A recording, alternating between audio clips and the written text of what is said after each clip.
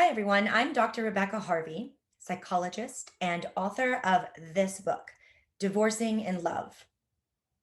I wrote this book to help those of you who are moving through divorce or the end of a long term relationship do so with intentional actions based in love and kindness and respect for both yourself and your partner. When I was going through my own divorce, it was really important to me that I reclaim my inner peace. Now, I don't know about you, but I was so tired of fighting and feeling inner turmoil that by the time I reached my decision for divorce, I was already ready to be in the next chapter of feeling good and reclaiming my peace. And so, as I wrote this book, I kept that goal in mind, and it allowed me to do exactly that, to end my marriage in a way that I felt really good about. I mean, at the end of the day, nobody gets married hoping they're going to get divorced.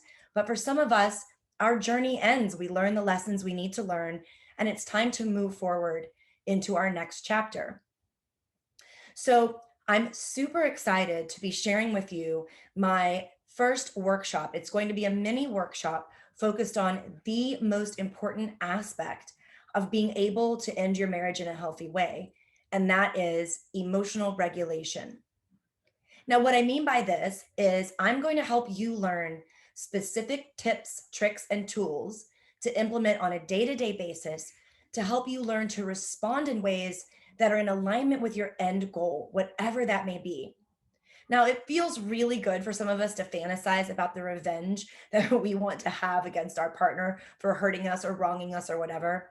But research supports that this is actually not effective in leaving us feeling better. And in fact, it leaves us feeling worse.